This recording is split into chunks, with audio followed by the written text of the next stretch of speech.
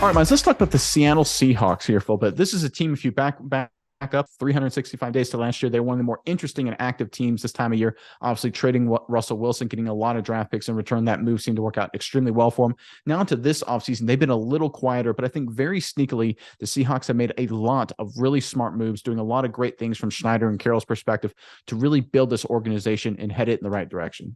Yeah, Nick, and we can sit here and talk all day about what we think is smart and what we think is a good move. But what I really want to know is what you, the fans of the Seahawks, think is a really smart move. So let us know in the comments below what has been your favorite signing this free agency period so far. Who's been the most interesting? Let us know in the comments below what your favorite Seahawks signing was. But Nick, let's get into it. What have the Seahawks been doing? What are these sneaky good moves?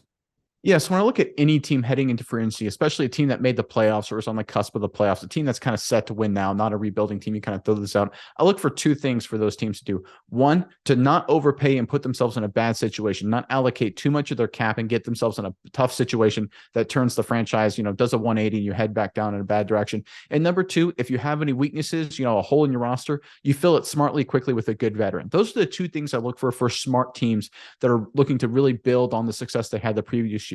And the Seahawks have done just that. Of course, Austin Blythe, the veteran center, retired earlier this offseason.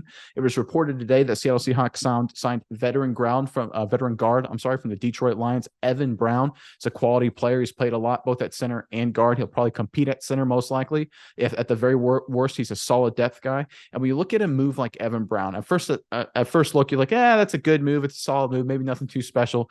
But when you look at the entire Seahawks slate here, it's a lot of really smart stuff. You look at Jerron Reed a couple days ago, a 2-year deal, $10 million total, good quality player at a solid price. Of course, you look at the Draymond Jones deal, 3 years, $51 million. He's a great player. That's not going to be a huge deal for them. And you look at the players they lost, right? So they bring in Jones, they bring in Reed, defensive lineman, and they replace immediately Harris and Quentin Jefferson, who left in free agency. So they have two guys, defensive linemen. They have a hole in the defensive line with two guys that leave. They address it immediately, getting guys in free agency. They have a veteran offensive line and interior offensive lineman retire. They immediately address it in free agency. But neither of these deals, or none of these deals, I should say, Mize, break the bank, and none of them are long-term constrictions. Because if I look through the Seahawks deals here, what they did, it's a 1-year deal, it's a 2-year deal, it's a 1-year deal, it's a 3-year deal.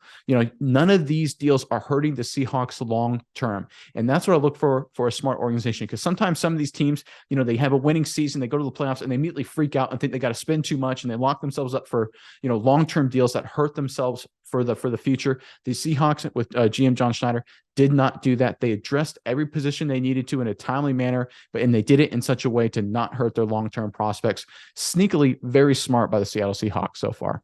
Yeah, Nick, and I love it. I love the moves because you look at it and you're like, well, maybe D lineman, center, what is that going to do? But if you look around the ball, the Seahawks are pretty set in a lot of other positions. Skill positions, Metcalf and Lockett, very good. Noah Fant, good tight end.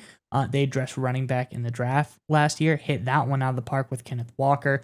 All of the DBs, Tariq Woolen, Kobe Bryant, been very good. Obviously, Jamal Adams, Quandre Diggs, very solid. But where they might have lacked was the interior of the offensive and defensive lines, and they go out and just hit it. Boom, boom, boom. 1, 2, 3 signings with Brown, Jones, and Reed, rebuilding those parts of the lines on either side of the ball very, very quickly and very efficiently. So now they don't have to worry about it, and they can go into the draft, in my opinion, without any really glaring needs. They can kind of look at the best player available and select whoever they want. I think this is a really great move by Schneider.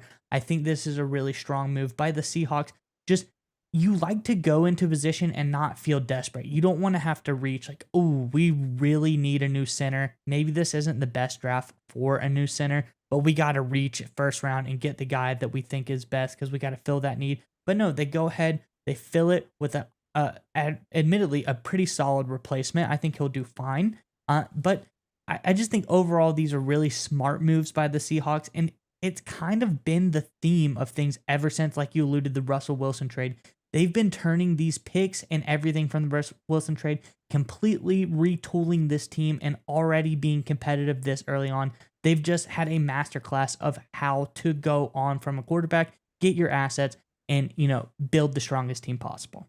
And I want to hit on this, Miles, just to wrap it up. I mentioned that all these deals are 3 years or less. You know what? Who else's deal was 3 years or less, or more most likely 3 years, was Geno Smith. So the Seahawks are very smart here in structuring their roster deliberately around the life of Geno Smith's contract, because they understand, and everyone understands, that at some point Geno Smith will be replaced by a younger quarterback, and the Seahawks will go through that rookie cheap quarterback deal where you go really aggressive and spend big in free agency, like we've seen from the Atlanta Falcons and the Chicago Bears this year. Schneider and the company, the Seahawks, understand that will eventually be them, but they want to make sure when they get to that position, they have the cap space to do that. One way you avoid that is making sure you don't put yourself in bad positions now. So again, they address the positions of need, but they did it in the same time frame as the Geno Smith contract. And that's just really smart team structure and really smart management. And credit to Schneider, Carroll, and company, and everyone in the Seahawks front office, because what they've done so far this offseason, while it doesn't look very sexy on paper, it's really smart and will pay big dividends for them in the future.